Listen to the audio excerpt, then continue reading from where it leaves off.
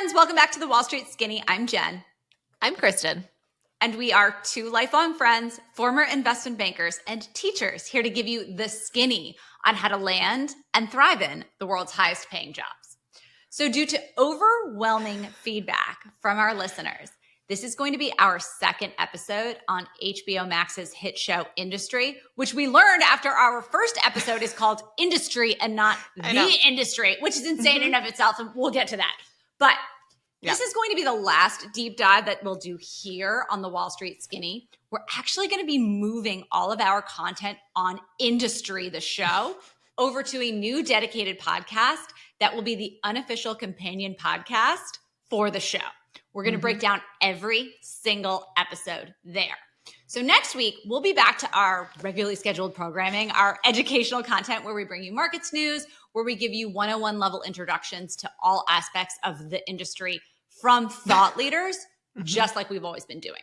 And if you're just tuning in and finding us for the industry, not the industry. It's basically the opposite of us because we are the Wall Street Skinny, not Wall Street Skinny. So it's like we're like, add in the, and here it's like, don't use the. So it's we love a definite article. So we are going to break down the finance of the show and explain basically what's real, what's not, and leverage our combined 25 plus years of experience working and teaching on Wall Street to tell you what's just Hollywood.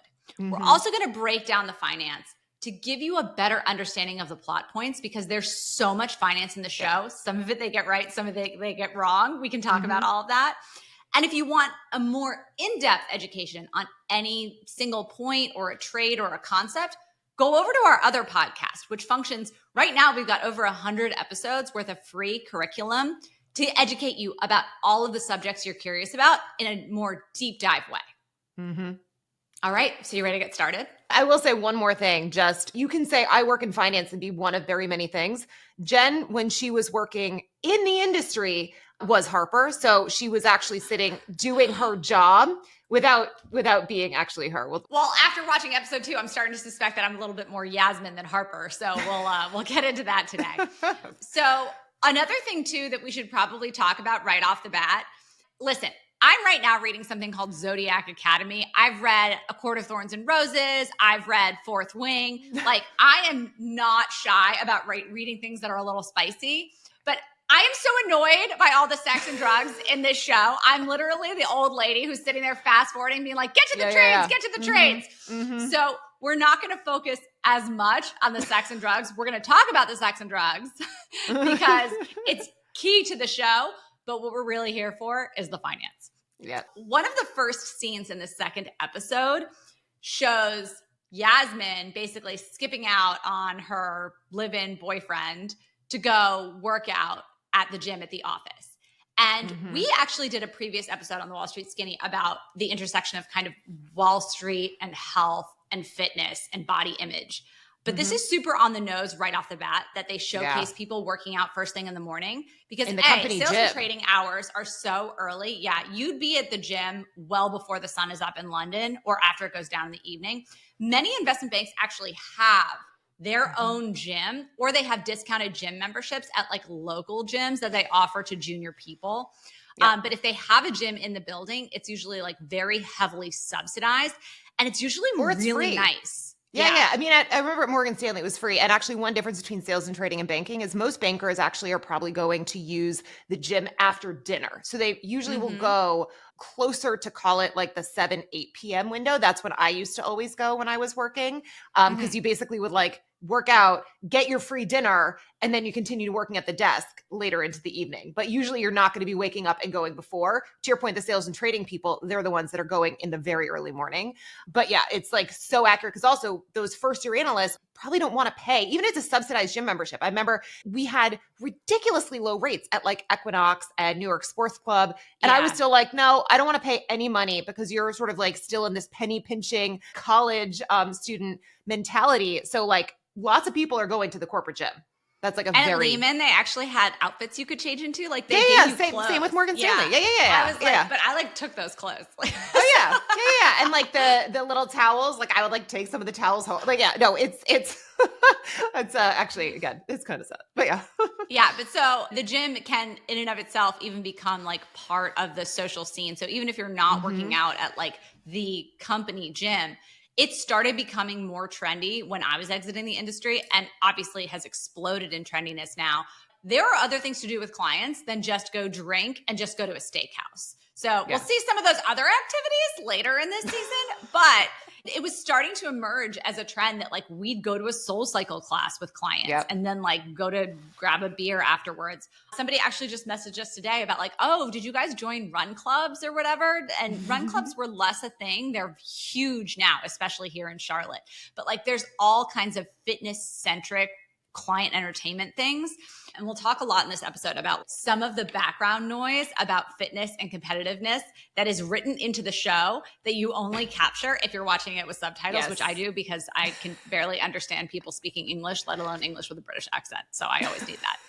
And so, one other just like interesting thing. Robert was doing more of the cardio and Yasmin was doing more of like the strength training, which I feel like is such a flip of like how you normally think of the sort of types of exercises. I think that's changed since like the cardio bunny thing of the early 2000s. I think women now in the last 10 years have woken up and realized that weightlifting is such a great thing that you can do for your body rather than trying to starve themselves and be like the treadmill elliptical craze. Oh, I went from being a cardio machine to like, I haven't done cardio for probably 4 or 5 years. And if I'm going to do anything, it would 100% be like going to a class for weight training. So anyway. Yeah.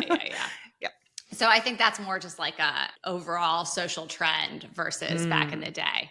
Once we get to the desk, we see Yasmin, who is the analyst on the FX, the foreign exchange desk. Her manager comes in and he drops off a coffee for her, like how nice.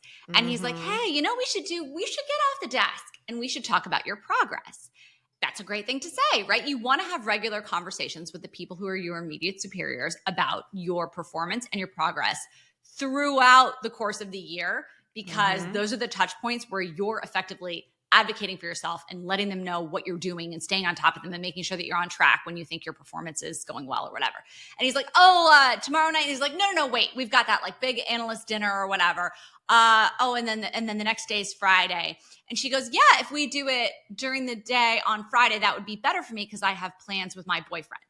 Sounds like a totally innocuous comment, but it's like, like all of a sudden everything comes to a halt. And he and the other, I think she's like a female VP or like it's a more senior female woman on the desk. They both look at her basically like jaws on the floor. And he says, I know you didn't mean it like that, did you? And I'm sitting there like, mean it like what? All she said is like, I have plans with my boyfriend. Like, see, I didn't. I heard it as her being like, I hope this guy's not trying to hit on me. Let me subtly throw when I have a boyfriend so that he knows that like, and that's exactly not fair game, which is, and that's I think fair and like the right way to do it. Took it. Yeah. Well, yeah, but I mean, there was nothing about that in the way he said it to suggest that he was asking her out on the date for a date. And it is being a good manager to say, we need to catch up off the desk in a social setting so we can have this conversation comfortably, so we can say things that don't feel super like manager and direct report. So you can say things like, hey, listen, like real talk, how am I doing? What could I be doing better? Right? Like it's really good to de-escalate those things and not necessarily have that conversation either like on the desk in front of everybody or in a conference room where it's still like this very uncomfortable, sterile environment. Yes. I'm a huge supporter of doing that. And I think he was trying to do the right thing by suggesting that. But he flips on a dime once the suggestion has been made in his mind. Again, I don't think, and maybe she was trying to say, like, don't ask me out on a date. I thought she was just being like, I've got something with my boyfriend. You know, and by the way, that doesn't take priority over work. So if someone needs to do work on a Friday night, even in sales and training, you're working on a Friday night. Your boyfriend should not take precedence over anything in this kind of job at that early stage is kind of the company line. But I didn't think at all that he was hitting on her. And, you know, the fact that he took it that way is more a reflection on him than it is on Yasmin. And this is where things set the stage to get a little bit uglier between them. But at that point in time, I will maintain, I don't think he was doing anything wrong. I think he was actually doing I agree right by her. I agree with all this. As her manager. Yes. Okay, but speaking of doing something wrong, then we cut to Eric, the MD, the managing director in the CPS group. Yeah. He's getting dressed in the middle of the training floor. He's in his boxers and he's getting dressed. Did you ever see that, Kristen? No. Oh God, no. No. You do later see him cutting his toenails on the trading floor. I have seen that. I did see people do that. I saw people flossing. It was disgusting. Yes, I have seen toenail cutting 100%. Yes, but I have not seen someone in their boxers. No, neither have I. And that would quite honestly, that would be a fireable offense. I have seen people in various states of undress, like changing a shirt. A lot of the guys would bring spare shirts if they like spilled coffee on a shirt or something like that. Or I don't know, maybe there's some more nefarious thing for why they were changing their shirts in the middle of the day. People get really sweaty, like all that stuff. You know, that was, like, I mean, that was a huge thing. People, especially if you're walking to the office, this is more New York City. I mean, they're in London, but like people, if you were walking to New York City or walking to the office in the summer, I mean, you would show up and my brother, like you would be like, just like sweat everywhere, especially if you're after you're going to a workout somewhere else and then coming to work, like you're toast. So yeah, the sweat thing is real. Yeah. So again, I've seen people maybe change a shirt when they have an undershirt on underneath. Right. Like that would be the biggest extent of it. But yeah, I'm so sorry you saw the toenail clippings too, by the way. I saw that and it traumatized me. But okay, so someone off screen goes, oh, it's an MD power thing. I've seen a whole host of MD power trips. I have never seen, again, like public nudity be an MD power trip. Although in fairness, he's not actually nude. He's in his boxers, but even still, like I've never seen someone in their boxers. No, I don't think I have either. No, not in the middle of the trading floor. But there was one small detail in that scene that I adored. So he actually sits down at the desk with his tie thrown over his shoulder. Oh yeah. And Lehman Brothers was business formal. It's very rare these days for people to wear ties at the office, especially in American businesses, but it was more common back in the days. And it looks like this place is slightly business formal, or maybe he had a client meeting or whatever. But so the tie over the shoulder is when anyone would eat at the desk or you're doing anything, they would throw their tie over their shoulder or they would tuck it in their little thing and then they forget about it. So people would spend like half the day with their tie thrown over their shoulder and you just get so used to it. And I hadn't seen that in over a decade. And it just like, I felt this nostalgia for the tie thrown over the shoulder. I don't know why. I almost wanted to cry. It made me so happy. Yep. Okay, so Eric, he's all fired up, right? He's like just come back from like a trip to Disneyland with his kids. And he was like, by the way, I spent $3,000 to find out that I was like, $3,000? I was at Disney for $3,000. Yeah. Disney's like a $30,000 hickey if you're lucky. He's coming from London. So like how much is he paying to fly his whole family over? Euro Disney? Is Euro Disney some huge bargain? I don't know. Hang on, maybe. I need some water. Yeah, no, we're actually going to Disney for the first time in February, which I'm like terrified of. And I'll have to talk about this offline with you, Jen, so you can give me pointers. So yeah. I will. Eric is very focused on one specific account. He calls it the Fenmarsh account.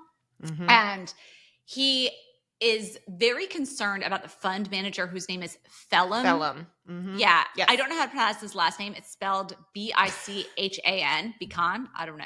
Phelan. No one can get in touch with Phelan. And ostensibly, this is Eric's biggest client. Well, so they say half of the desk's profits come from this one account. Yeah. And Harper goes and looks him up. And I actually like freeze framed it and when she pulled up his Wikipedia bio. Okay. It says he went to St. Andrews. He joined Credit Suisse where he worked in fixed income. And there's a typo on that page on the screen, by the way, because there's 2 spaces between fixed and income.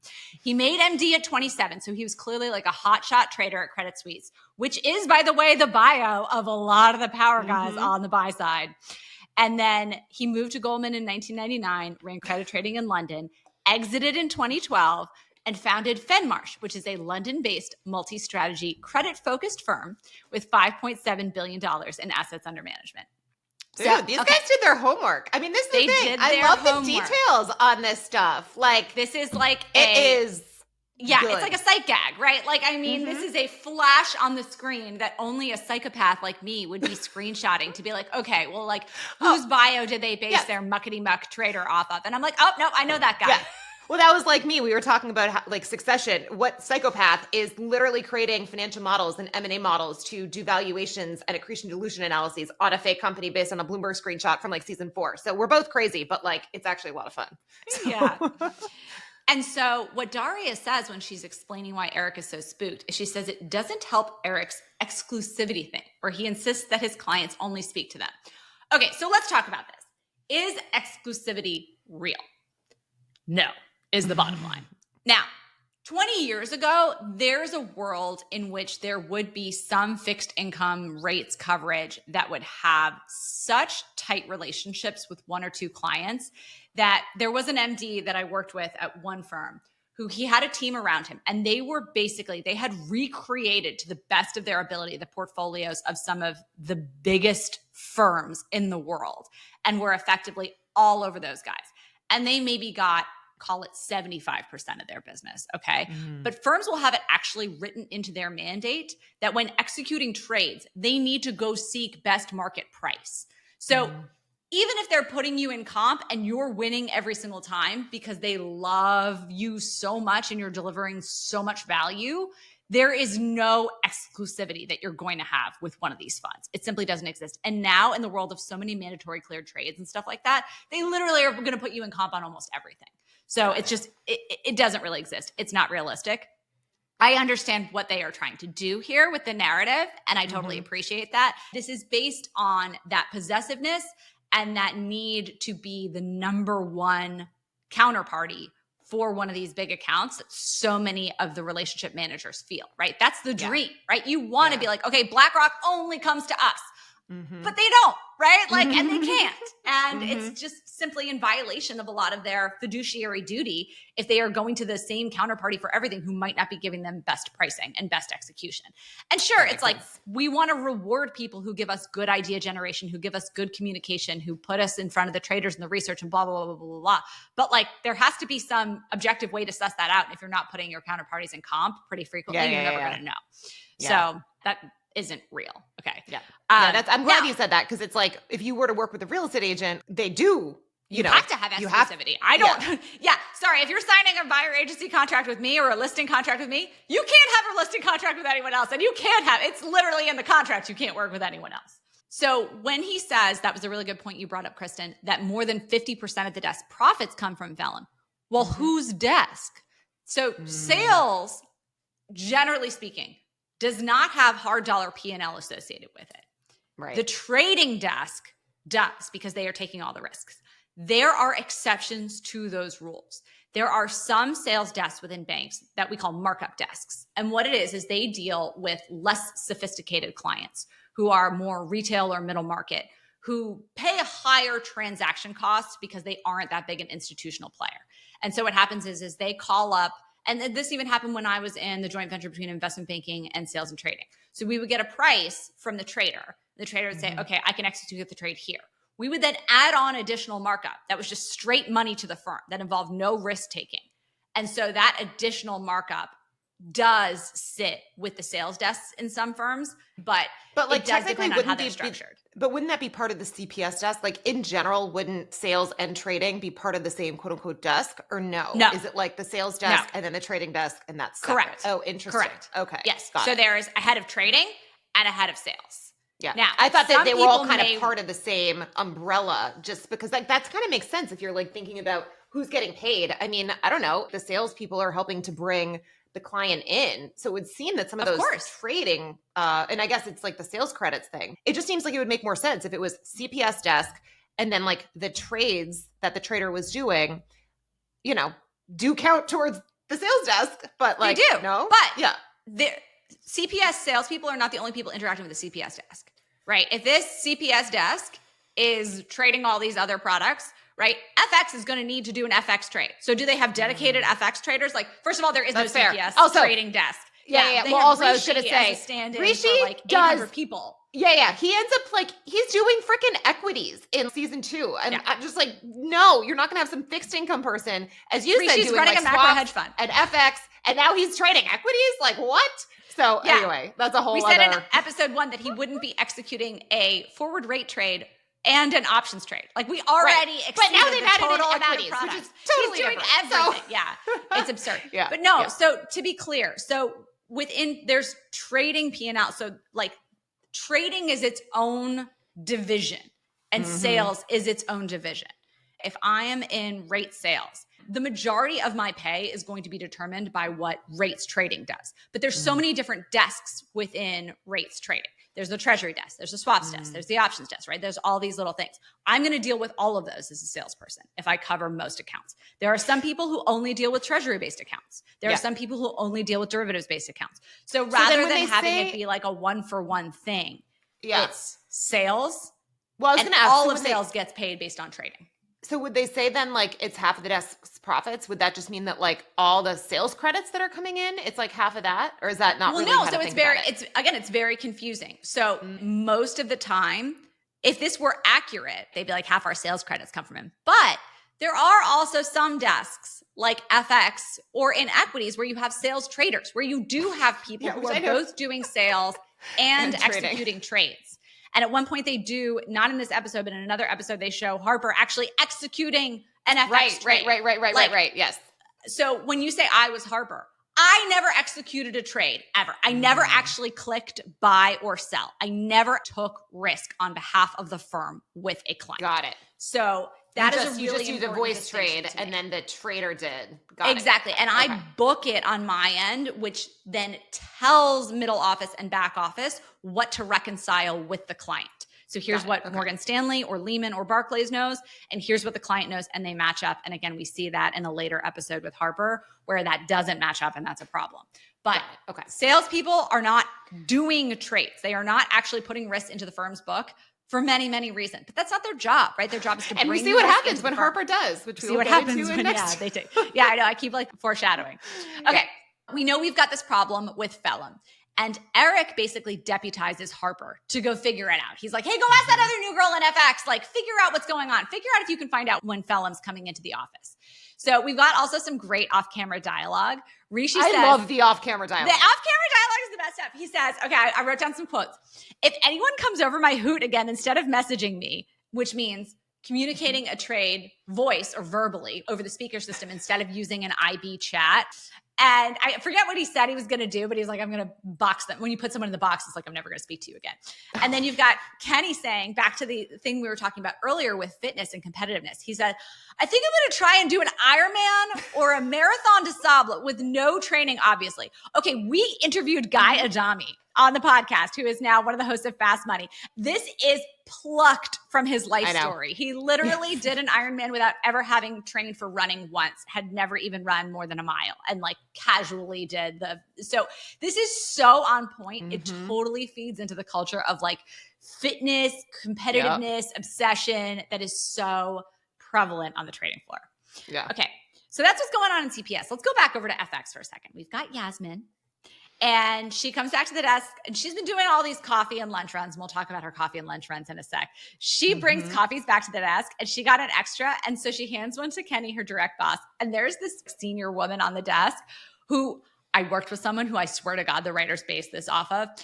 Yasmin puts the coffee down on her desk. She's like, here you go. And the woman literally looks at her with like a death glare and turns around. Like, how dare you deign to give me this coffee? Like a free coffee, a free coffee. Worse. Exactly. Yeah. So here's where we see the dynamic between, is it Kenny or Lenny? Kenny, right? Kenny with a K. Yeah. This is where it gets. You want to take this one? Yeah. So he comes over to her. So they're sitting next to each other on the desk. He basically like moves over to her and draws almost like a graph on a piece of paper. And it's funny. I watched this episode 3 times and finally the third time was able to figure out what it said. So I had to freeze a graph.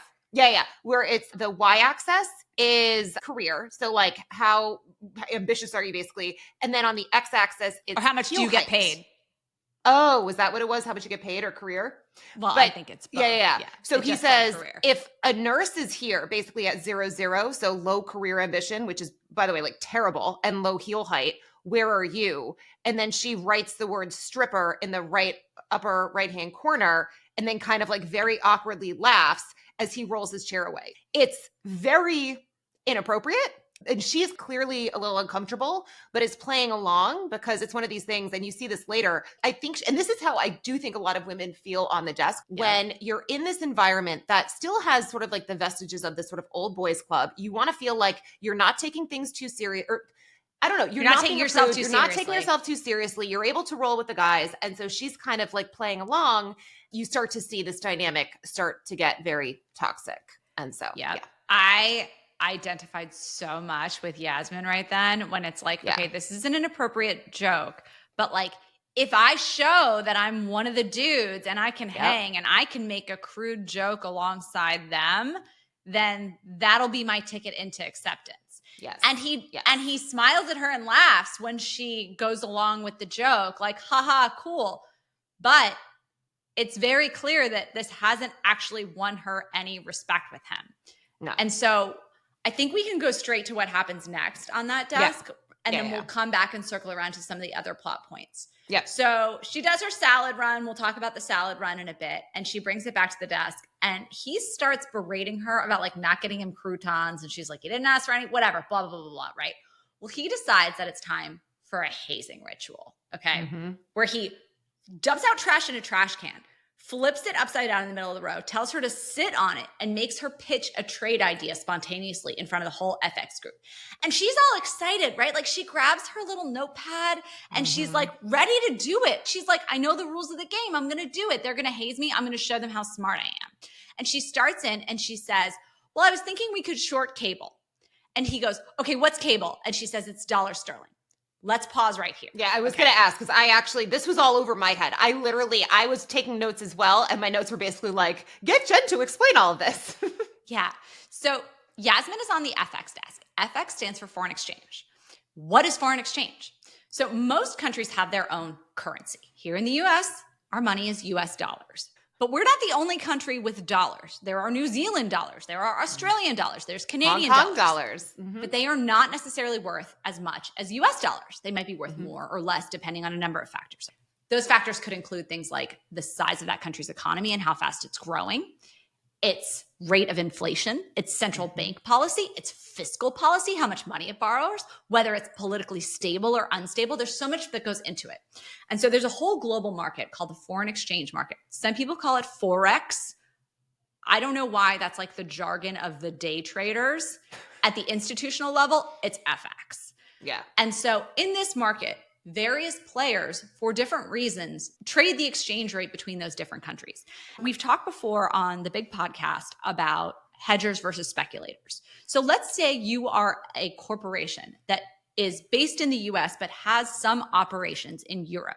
You might be getting euro-denominated revenues, but you need to pay your employee's salary in dollars. So you actually have exchange rate risk, right? So you might trade dollar versus euros to hedge that risk. Then you get the big hedge funds that they're covering on the CPS desk or on the FX desk, and they are trading this for speculative purposes. This may be a hedge for their overall portfolio, or it may simply be that they have a view on whether one currency is going to appreciate or depreciate relative to another. So does that kind of work for setting the basics? Okay, so now, because we love nicknames in finance and because everything's jargon, it oftentimes actually helps for shorthand to use nicknames for these currency pairs. And there's a couple of different reasons. One, remember, they go in two directions, right? So there's a proper convention to quoting each of them. And to be honest, I was not an FX salesperson. It still trips me up. This is something I have trouble with. There's different conventions for all of them. And in some, the pairs are quoted backwards relative to other ones where dollar comes first or whatever. So it's basically, and like the convention would be like dollar versus yen. So it's like, how much are you buying the yen for versus like the dollar, and then vice versa. I'll walk you through an example. Oh, you will. Here. Good. Okay. Yeah. The US dollar versus pound sterling is cable. And that actually comes, at least as far as I know, from the fact that in the 1900s, before we had the internet, right? The way that this actually happened in real time was through transatlantic telegraph cables. So when funny. when these trades were done pre-internet. And fun fact, I think that pound sterling is the like oldest currency in continuous uninterrupted use. Because remember, they didn't go over to the big euro currency even when they were part of the euro. They kept their own currency. And it's funny because we actually got a lot of questions on our social media about our analysis of the first episode when they were quoting euro swaps. Everyone was like, wouldn't that be done in pounds? And I was like, no. Like, just because you're in London doesn't mean that you're not going to be hedging in other currencies. So like, no. Yeah. But listen, pound sterling and US dollar are not the only currency pairs out there. So you've got There's dollar probably- CAD, yeah. which is called, Kristen, do you know what dollar CAD is called? God, no. Is it a gopher called- or something? Or No, one of those weird. no, it's called the loonie. Oh, Because God. I think there's like a bird, like a loon printed on. We should ask our friends over at Core Studio, our Canadian friends, if this is true. I always thought it was because there was a bird printed on their money, but No, it's because isn't their they're flag a crazy. leaf? Loony. Like- They're Looney Tunes. I don't know. That's so it's so bizarre. The Well, names, Toonie I have not is heard like any of is like their two. Anyways, Jen, we're doing some kind of social media video on this because since the first episode and then now, I've learned about shats. I've learned about loonies. I've learned about, and you're going to talk about this in a minute. You were like, gophers. I'm like, what are we doing? So anyway, continue. Gopher But, is these dollar names are yen. ridiculous. Yep. Guppy is pound sterling yen. And then you've got the basic ones like US dollar versus Australian dollar is Aussie, US dollar versus, or pretty much anything versus Swiss francs is Swissy, sterling versus euros is channel, because you have to cross the channel to These get. names are wild. I don't yeah. know who made them up, but they're Yeah. just- Well, and I don't even know, that's true. I don't know where some of them come from. I think I read somewhere that gopher was because the yen makes small, quick movements, but of all of the animals to make small, quick, so that must be wrong. I'm dear listeners, if you know the origin of call any it a of these hummingbird FX pair names, if you want. That would make more but sense. it's gotta be two syllables, and it's gotta be if you can't call a dog by the name, if you can't be like, oh, here, guppy, whatever, then it's not trading floor jargon. So what short cable means is short pound sterling versus the US dollar. So if sterling is trading at, say, I think actually, fun fact, when I went back and watched this scene, I actually think that sterling is trading at the same level against the dollar now as it was when they probably filmed this show. Oh, wow. And that was in probably 2019. 2019. It was right before COVID. We've gotten back there. Isn't that funny? Because now the Fed's on the move again. So if sterling's trading at, let's say, 1.3 US dollars for every 1 pound, and you're short, you want that number to go down to 1.2. You don't want it to go up to 1.4. So when they ask Yasmin what her target and stop are on the trade, she says 125 and 135. And Kenny scoffs, oh, so just a symmetric bet from, on either side of 1.30. So I actually think that's what was happening. So I think dollar sterling was at 130 or 1.3 US dollars for every British pound. Yeah. And she was saying, well, I think it's going to go down to 1.25, or we would say 1.25, but I would stop out of the trade. I'd bail out if I lost more money than a 5-figure move. Does that make sense?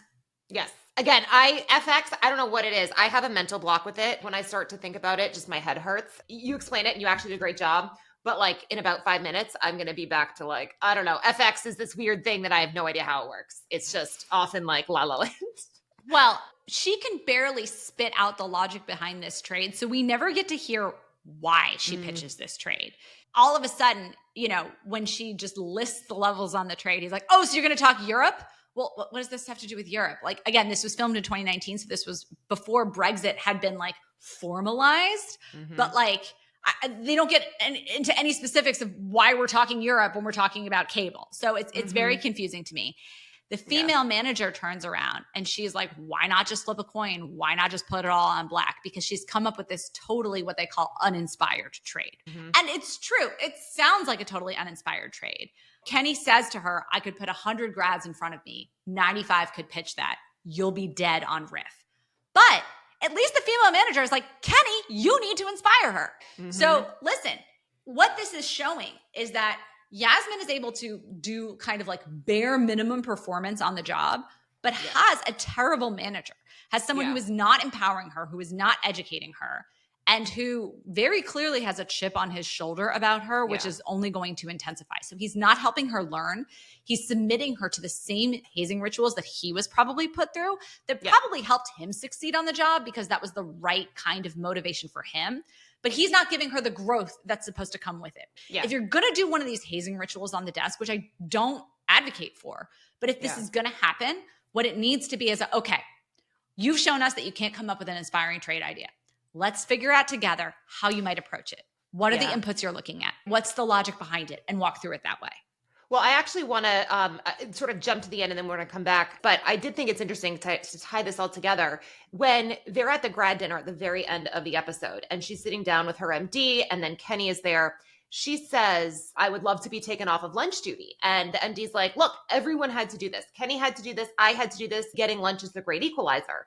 And so then he goes, what have you learned so far? Basically like meaning about just performance on the desk. And she goes, right. Men eat salad for penance. And it was kind of a joke, but it's like, I understand that there's this hazing ritual, but the point is that no one on the desk is really taking an interest in her and trying to mentor her and help her succeed. She is kind of left there to try to figure it all out herself. And she does, but she has like terrible people on her team working with her. I have been Yasmin. I have been in those shoes. I relate so hard to this. And they make such a great counterpoint between Yasmin and Harper. Yes. Because I've also been Harper. I've also been like the plucky, like, I can child. do this. Yeah. Yeah. And like the, hey, you're the MD's right-hand woman. Yeah. And like, he's bringing you into the meetings and he's giving you the opportunities. And I know how good that feels too. I have not been Harper. There's a lot of things I don't like about Harper. Okay. So I don't like any of these characters. It's a classic HBO show. Yeah. You don't like anyone at the end of the day. Like everyone is deeply flawed. Everyone is good and everyone is bad. There are no heroes. And like, I don't want to say there are no villains. Like, I don't know, maybe they're all villains, but there's no heroes. That's the whole thing. Yeah. Every single HBO show. I guess the only one who's not is Jon Snow, which by the way, he comes up in season 3. That's why he's the most boring character on the show. I know. And then to contrast this, they show back to Eric and Harper. So Eric has tasked Harper with figuring out when this client that he is desperate to get a hold of is going to be in the building. And she does it. She goes over to Yasmin and she's like, hey, like our client list, we're missing something, blah, blah. She basically tricks her into sharing the FX desk's client list with her. And so this brings up another point, which is there territoriality between desks about their contact lists and who their people are? And are sales desks willing to share this information? That's also a bit of a blurred line. When I was at Morgan Stanley, they actually put this like Big Brother CRM tool in place to monitor. And I've talked about this before on the Big Podcast about every single incoming call, every single email, every single moment you had of client interaction was tracked. And that involved obviously having every single client uploaded into this central CRM database. Now, in terms of like ability to contact those people, their phone numbers, their Bloomberg, like everything is kind of publicly available. I mean, maybe you wouldn't have like the direct email or the direct phone number to that person. So you might have to call like a more general number for the firm if you didn't have it. But there wasn't so much gatekeeping about whose clients could be contacted how. And to be honest, I think that most firms have adopted that kind of like one firm, one team, one dream mentality and wouldn't have that level of gatekeeping for that kind of information. That was John's criticism. He's like, this is not how most firms, not how most good firms work. They don't have that. So he was basically like, this is not how good firms work. It's not like that. Now, it could be that culture at Pierpoint is toxic. They don't have the one team, one dream mentality. This information isn't being shared. And there's a territorial issue between FX and CPS. I do think that territorial issue between FX and CPS is very, very realistic because like I said, it's funny, we were putting together our bios for some random presentation the other day. And I was like listing out the names of every single desk I worked on. I was in interest rate sales, okay? But I was like, I was on cross-market sales. I was on macro sales or whatever. Because like I said, these desks go through these constant rebranding efforts because when you're in that kind of seat, you are touching all kinds of different touch points with the client. And if you develop that great relationship with a client in a product that you aren't historically specializing in, you could be stealing someone's lunch money. There could be some dedicated FX coverage that I'm ripping off if I all of a sudden start covering that hedge fund for not just rates, but also FX. So that is very much a thing. But again, it wouldn't happen because they wouldn't give me the phone number. You know what I'm saying? Like, come on now, guys. We're trading derivative products here. Like, I think we're smart enough to figure out how to contact someone. So that's the nuance that was unrealistic. Unlike Yasmin's managers, Eric has given Harper this status. She is the one who's finding stuff out for her. And so she gets promoted to come into the meeting with Phelan that he's going to break into, that he finds out. There is a scene where he then is like, he's scheming up an idea of how to get in front of Phelan by sneaking into the FX guys meeting with Phelan. And he grabs a baseball bat from under the desk. Every single MD I know. in fixed income sales and trading has a baseball bat under their desk. Why do they have a baseball bat? Where do they get it from? Where does this memo go out? Does this happen when you get promoted to MD that you have to have a baseball bat or a golf club? I need to know because this is so I can accurate. see, but like how many MDs are going to play baseball? No, they have a baseball bat. I don't know. I know. I agree with that, but I could see the golf club. Yeah. But I've never met someone that's like, I'm going to go play baseball in my spare time. Golf? In New York City. Baseball? No, I know.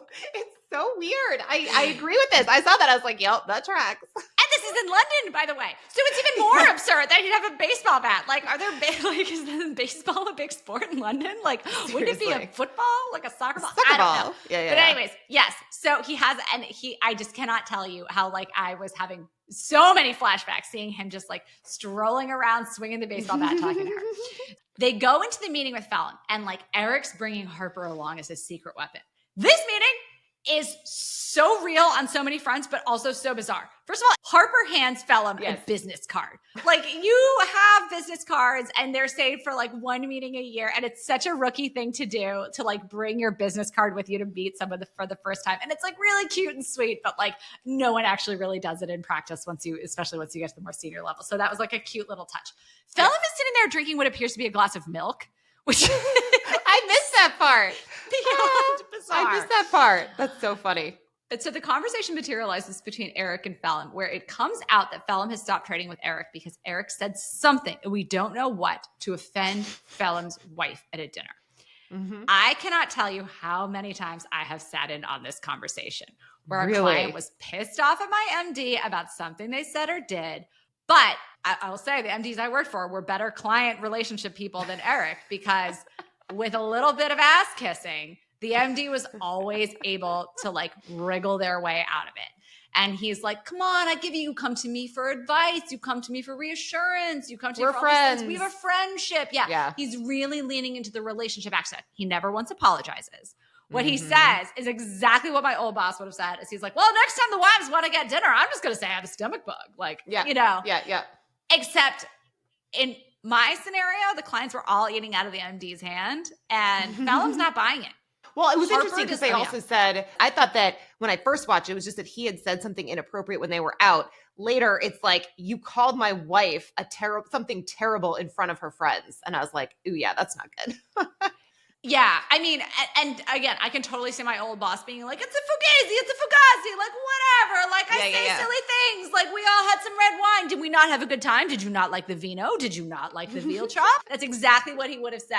And the client would have been like, and he'd be like, I'm sorry, I said the stupid things, you know me, like blah, blah, blah. And like just moved on with it. And that's exactly how it would have gone down. Because this kind of stuff does happen at client dinners, and people do say things that they regret when there's a lot of alcohol involved. Yeah. Alcohol, mind you, not whatever the drugs are that they're doing on this show. I know. Jesus that's a whole other thing we've got to get to. Yeah. What was interesting is Eric had brought Harper into that meeting. Harper doesn't say a word the entire time. I don't know what Harper thought she was there to do. I also don't quite know. It's not 100% clear what Eric brought her into that meeting to do. Did he bring her in there because she was a woman? Because she's great with trade ideas? Because he was hoping that she was say when she walks in, he's like, oh, the work you did on some, U.S. tail risk stuff was fantastic. So there is that element. I think that's a little bit of both, because Phelim is like, why did you bring her in as a prop? At the same time, you've talked about how like you do learn through osmosis. And he says that. He's like, you're going to see me basically tame this pissed off client. It's an art. So I think there was probably a number of motivations. And then at the end, he's upset with her for not saying anything. It's just kind of like, what did you want me to say? I didn't know you want me to say anything. Like, what was I supposed to do? Right. So, I mean, I think that's just a really interesting and nuanced scene, because Harper would have won the day if she had said something. I don't know what that something would have been. Would it be, hey, Phelim, listen, we give you the best trade ideas. You've got me as like the crackerjack analyst. I'm lights out smart. I'm delivering these great trade ideas to you. Let's focus on that. And like, whatever Eric said, he's a dumbass. You talk to me. Okay. Like that's the kind of thing that a confident, amazing analyst could have brought to the table and really saved the day. But beyond that, I'm not quite sure what else Eric could have expected Harper to do.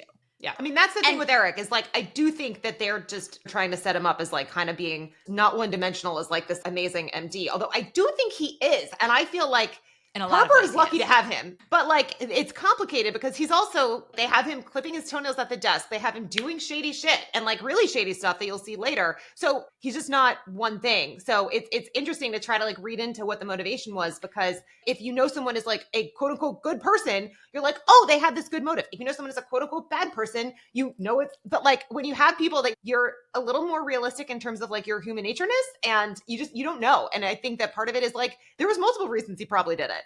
Yeah, I think that's so true. I have worked for this person. I know exactly who this is. I have worked for this person. It's a complex relationship, and you're in some senses so grateful for them giving you the opportunity and taking you under their wing and making you, the gal. And sometimes you have to be in uncomfortable situations that you never expected to find yourself in and figure out how you adapt. And I'm not saying I always rose to the occasion at all. And I want to talk about that in a bit. Back to Yasmin now. So that contrast again between Harper, who is being given opportunities to shine, and Yasmin, who is not. So when Yasmin does these salad runs, which by the way, girl, like order online, okay? Like she's always ordering in person and taking like half an hour. She'd be off the desk for way too long. Her like salad ordering protocol sucks. That's why she's having so And then many why problems. is she carrying them without a bag? She stacks them up. Where are the utensils? She's like stacking them up. So on one of her salad runs, I just want to mention this briefly, runs into a guy who's working at Brevin Howard, which is one of the biggest macro hedge funds out there. We used to cover them as a desk when I was in rates. So this is very much like a, if you know, you know, because I don't know that Brevin is such a household name. It's not. For people who are not in the fixed income business, but they're one of the world's largest and most well-respected hedge funds. And many of the acolytes from Brevin have gone on to found their own gigantic hedge funds. So it's a power player in the space. And if you don't know that name, you should. Yeah. And Brevin is an acronym for some of the founders' names. And then Howard is the last name of Alan Howard, who's the head of the fund. Anyway, she runs into this like family friend who's a PM at Brevin. And he tells her he's like spinning off to do his own thing, which is definitely going to be a plot point that becomes bigger. But in all of the insight we get into Yasmin's family, it becomes clear that she comes from tremendous wealth. Yes. She's living in like a basement apartment within her mother or her parents' like estate of a home in London. She speaks like 12 languages. Like she's literally speaking a different language in every single episode. It's like Arabic with her mom, then it's Spanish with this guy, then it's like French to someone else. And speaking of her mom, you had mentioned earlier, she says something like, oh, are you still the salad girl? Like, we have to do twice the work for half the pay. And Yasmin's like, that's not how it is anymore, mom. This isn't some like archaic thing. To your point earlier of this is a hazing ritual that everyone goes through. This isn't a female specific hazing ritual. And so it's funny because when she's juggling the salad and she runs into the Brevin guy, she's like, oh, I'm in FX. And he's like, oh, me too. Like we're in the same part of the world. And the salad's like plunked down in front of her immediately, like right on cue. And he's like, we all start out there. So again, they've reinforced that this is not something that she's being subjected to because she is a woman. However, the bad relationship with her manager is why she is so focused on these menial tasks after kind of the initiation period has passed, right? Yeah. There's one more thing I want to talk about with the whole quote unquote woman thing, because we spoke about this a little bit last week, but when Harper is trying to get through to Phelim, she's like, I've called him like twice a day. She's like, his junior guy is a brick wall. I can't get through to his boss. And Daria, who's her VP, says, well, how many people do you think call him every day? And she's like, I don't know, 7. It's the first number that popped in my head. And she was like, well, how many women do you think call him? You belong to this nice exclusive subset. It's not regressive to be a conversationalist. You convince them you're a friend and they forget what they are, which is what she asks. And Daria says, a counterparty. Basically, here's this hourglass with sand in it. Flip it every time you make a phone call and don't start talking about work until this thing runs out. And so I did think it was this interesting commentary and discussion where it's like, and I don't even know how to explain it, but I think that it's this thing where in finance, there is definitely the old boys club. If you are a woman who is smart, who is maybe a little bit attractive, who is a good talker, it can help you, I don't want to say like get ahead, but A, just by being different, and then B, talking to someone standing out. It's kind of terrible. And I think it's like, do you lean into it? Or do you back away from it because you want to be judged on your intelligence, which again, Harper clearly is very smart. And so I do think it's this almost like complicated thing. And Daria's trying to be like, look, just be a conversationalist and this will make you better at your job. So it was just an interesting point. It is such a complicated thing because why do you talk to people? Why do you build a relationship with someone?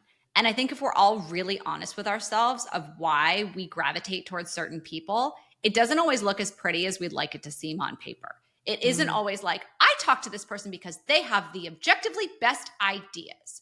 Yeah. Or I talk to this person regardless of what they look like and how little we have in common. There are so many blurred lines in terms of the reality of human emotion that aren't captured in the after school special, like you said. Yeah. And the fact that Daria says, you aren't going to be betraying your sex to be a conversationalist, right? Yeah. That says so much. Yes. Why is someone going to pick up the phone and talk to any salesperson? And you're going to say, oh, it's because they have the best content, the best ideas, the best market collar. Okay. All right. What else? What else you got? They have to like you. But the reasons why people like you are complicated. Yeah. And Yasmin deals a lot in sexuality. She leverages her looks in a lot of ways. The one person she wasn't trying to leverage her looks with was Kenny. Yes. Right. Yeah. But she, throughout the series, leverages sex in a lot of other ways as part of her power. That's complicated. With Harper, she's very clearly made it that I want to be judged on the merit of my ideas alone. But people have to like you. You have to be likable. There's a lot to what makes people like you, like I said. And I think this show does a really great job of breaking it down to, hey, listen, you don't have to get on the phone and promise them they can sleep with you in order to get them to trade with you. Like, it's not as reductive as all that. Yeah. But how are you initiating a friendship and why is someone receptive to that friendship and is playing into that human nature wrong? And I'm not saying I have the answer. I'm not saying that this is something that's overtly going through the mind of both people on both sides of the phone. But I think that this is a question that the show posits in a thoughtful way. Yeah. I love how HBO just like weaves so many things that also are like kind of complicated feelings and emotions that I think a lot of people have. Navigating being a woman, being a feminist or whatever, it's complicated. I guess that's the whole thing with so many of these. Well, and they also equally, I think it's a great time to talk about the conversation. So Harper, another thing that's happening throughout this episode is Harper is trying to find a roommate. She's trying to find a place to live now that she can't live in corporate housing anymore and Hari's dead and all that mess. She's going around interviewing with a bunch of different people and keeps getting rejected. At one point, she goes into a shoebox size apartment with a guy who is smoking weed. And you see how reductive people can be on a number of fronts. The first thing he does is he's like, oh, you're an American. Did you vote for Trump? And she just looks at him. And then he's like, oh, what do you do? And she says, I'm in sales. And he's like, like no one knows how to respond when you say you're in sales because like, what is sales? Like no one really knows what sales is. Like, what does that mean? Like, what are you selling? She says, I work at Pierpoint. And he's like, isn't that the bank where that guy just died? How do you sleep at night? And she's like, what do you mean? And he goes, well, bankers, that level of self-interest is just toxic, isn't it? And she goes, well, that's kind of reductive. And he said, isn't it gauche to judge success with money? Says the guy smoking pot in his shoebox of an apartment. And she says, not if you've never had any. And I fucking loved that scene because I think it was the showrunner's way of addressing the elephant in the room about the show altogether. How can you root for people and get emotionally involved with people who are so widely regarded by people all over the world as being the worst of the worst because they work in an investment bank? Like, how can you possibly sympathize with these bankers and portray them as multifaceted people with like human emotion? And and I think this was a wink and a nod to the viewer saying this show isn't going to be reductive. We are not just going to be money bad, white people bad, women good, right? Like, I think it's so much more than that. Yeah, I loved that they did this. And it reminded me of, because we, again, started our careers right before the great financial crisis. And then when 2008 happened, I mean, there was the whole quote unquote Occupy Wall Street thing. Basically, they're protesting for something they don't even know what they're protesting for. They don't have an outcome that they want. And like, there you have, again, like a bunch of quote unquote, these little like bankers who just kind of like joined a bank and were like, I'm just trying to get a paycheck because I have lots of student loans and I just want to work. Speaking of the issue with someone having died at the firm and the fallout from that, let's go back to the investment banking division for its final moments of glory. There is an incredibly painful scene between Gus and the associate when Gus is starting to realize that his group is no longer going to exist. Yeah. So if you remember, Gus was the investment banker who was working with Hari. And over the course of this episode, he has this conversation with this guy he's sleeping with. And he's like, I think I might want to ask to move into sales and trading. And the guy who is a researcher, and we had seen in the first episode that the sales guy was like looking down on research. And then here you have this research guy was like, you're too smart, essentially, like you're too intellectual, basically stay in banking, like don't go into sales. He takes Gus's glasses off. He's like, now you look like a salesperson. And Gus is like, but now I can't see. And so then back up at the office on the banking floor, his associate Lucinda, they're talking about the deal that we had seen in the episode 1 about how Hungry Fix pushed Goldman to primary book runner. Usually they call that lead left, just as like a terminology thing, but whatever. There's usually when you're doing a deal, there is the lead left book runner who's going to be doing most of the work, but taking the lion's share of the fees. And so when you're trying to win business, you always want to be lead left. And so she says, Hungry Fix, they don't want us anywhere near the top of the tombstone.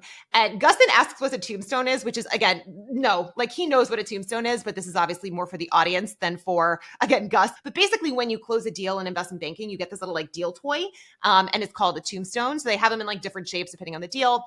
And so she's like, yeah, they don't want us anywhere near for, again, those PR reason. And so then later the associate says to him, hang on. Oh, yeah. The whole point of that fucking scene is the double entendre with tombstone.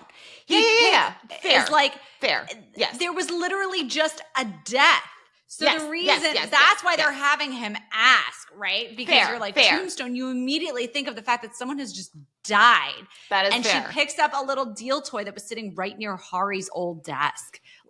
So it's supposed to be evocative of like, someone literally killed themselves for this. Yeah. That is fair. Then so the associate tells Gus, she's like, no one is questioning your drive. Please come in later and leave earlier. She's like, I don't want to be seen as mismanaging you. Have you spoke to the counselor? And Gus was like, no, I don't need to. And she's like, I need you to. Even if you don't want to, it's good optics. And so then later towards the end, just to kind of keep on this theme, at this grad dinner, Gus goes to the head of, I think probably the analyst program. Her name is Sarah.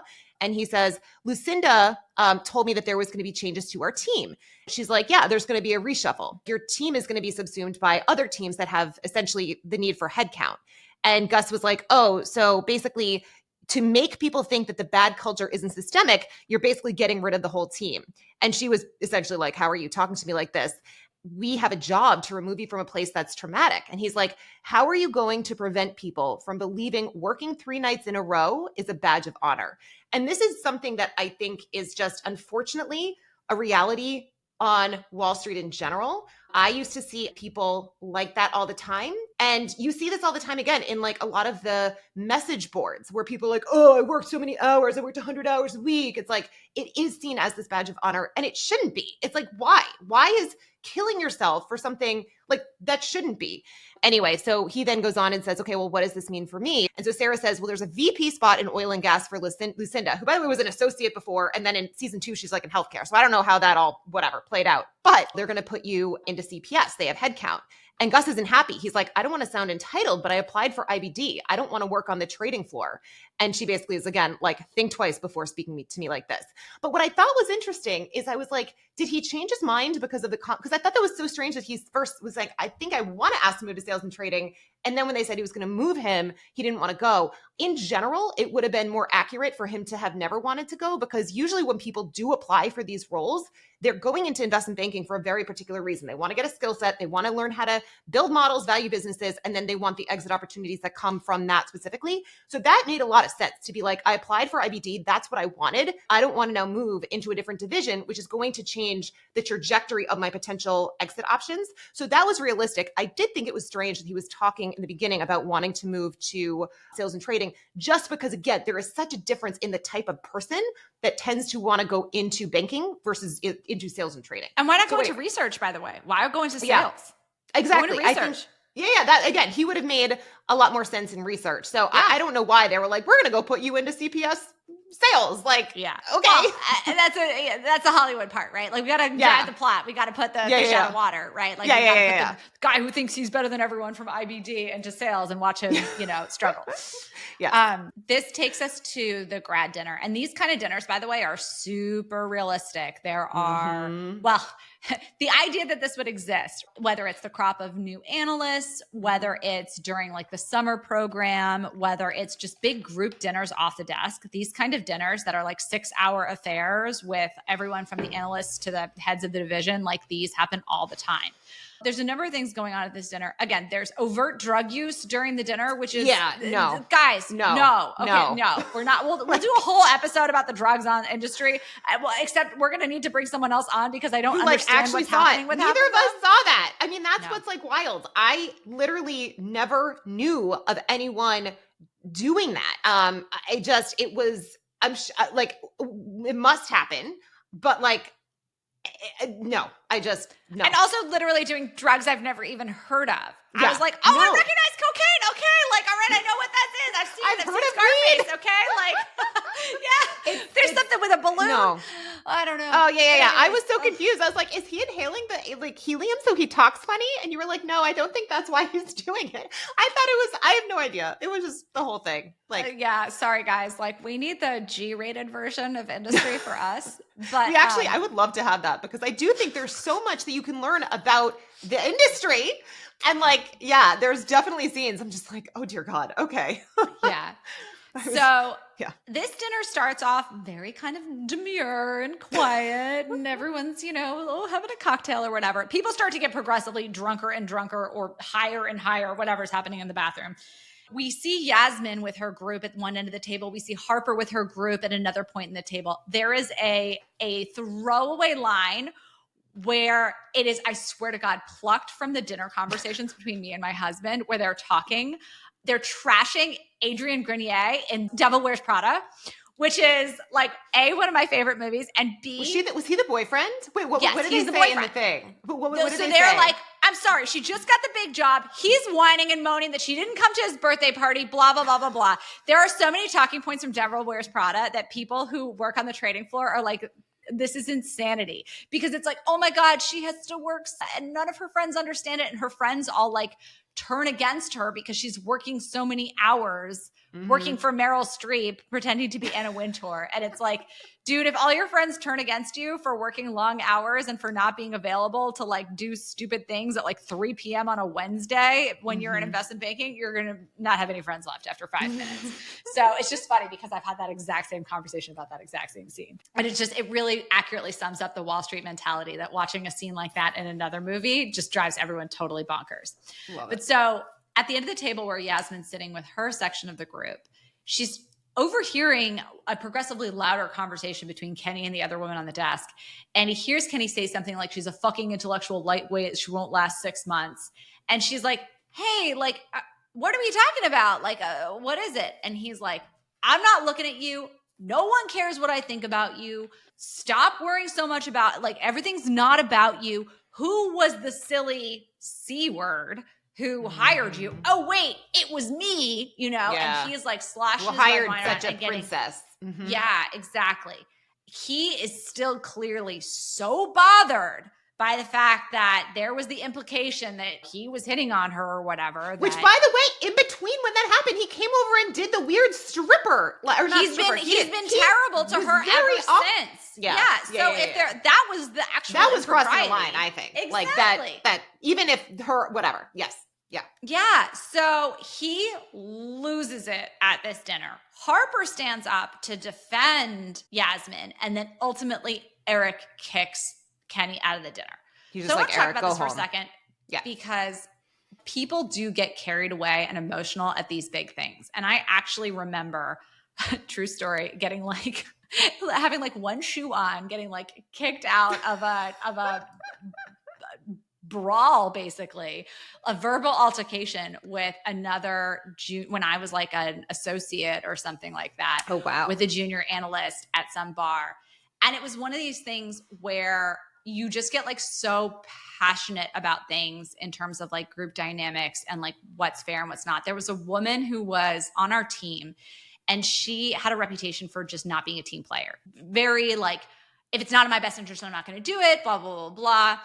And there was kind of like a traditional rotation program within our group at the time where you kind of worked covering one group of clients, then you worked covering another group of clients. And like, it was part of building your knowledge or whatever. But like, if everyone doesn't rotate, everyone doesn't get to cover all the clients. So if someone in the team says, sorry, I only want to cover the clients that I think are the good clients, it screws it up for everybody else. Yeah. And she took that position. And I was senior to her at that point. And I was like, this isn't how it works. Okay. Like you need to be a team player. Everyone has gone through this kind of rotation, whatever. And she was like, no, I'm sorry. No, I'm not going to do it. And I like lost it. I'm like screaming at her. She's screaming at me. Like we're like, whatever. And like, she's gone on to be like very, very successful. Like, and you know, emotions were just running high or whatever. But I just remember being like, this person doesn't understand how the world works. I need to teach her. But also after like 3 martinis, things feel much more heated than they should. We are all part of the same team. You're not acting like a team player. And by the way, you're hurting your own career potential and you should see this because like, this is how you're going to be viewed negatively. And it was true. After that incident, people used to like send around videos on the trading floor of like, there was this soccer incident where one girl pulled another girl down by the hair and they would send around this video being like, this is her. Like, oh my God, this is totally her. So it really made her viewed unfavorably by the team. I thought I was like, you know, telling her how the world worked or whatever. And I was so passionate and also very drunk. And like, she was like, sorry, like, you don't know anything. You're just like a slightly senior female, right? Like I only answer to the MDs. And I remember like being drunk and crying and like shoeless somehow in this whole thing on a New York City sidewalk. I've had bad luck moments in my career as well. I'm not saying we've all been Kenny because Kenny's unforgivable here, but like these kind of incidents do happen. Yeah, I was going to say it's interesting because like the Kenny arc in the series is very interesting. But yeah, like I don't know also, where they go with his character, yeah. so I'm not as far along as you are. They do some interesting stuff with it. Listen, Kenny's behavior here is, I think, a very extreme version of that. Like emotions are running high within a group. There's some kind of problematic dynamic on the desk. Yeah. He's being abusive towards Yasmin for no reason. I mean, she has done nothing to earn his ire. I do think he probably has a crush on her. And like, that's my take. I mean, granted, like, and when she said that, he probably was like, that's a little true, but like, I wasn't actually even hitting on you. You know what I mean? Like, I think he's there's feeling that self-conscious plus about alcohol. it. There's that. And also I do think there are definitely like class dynamics at play here that they are hitting on. Which she's so like, and he calls her that. He calls her a princess. And that comes up later as well. Yeah. And 100%. Like she's this wealthy, well-traveled, well-spoken, multiple languages, perceived as essentially things probably just falling in her lap. But what's so different about this situation than kind of the one I was talking about is she is being a team player. She has been like, I'm game for whatever. Haze me, go ahead, do it. Like, I'll do this out. Like, whatever you got to do. I know that this is part of the process. I got the memo. I just want now the mentoring and the training that's supposed to be the other side of that exchange. Which is what, he sucks because he doesn't give that to her. Well, and that's what ultimately her and Harper talk about at the end. It was right after this dinner. They go outside to talk over like a vape. And Yaz is like, you're so lucky. Eric gives you agency. And to which Harper replies, no one's going to give you agency. You have to take it. Try not to think about all the ways you can be wrong. They don't, meaning men.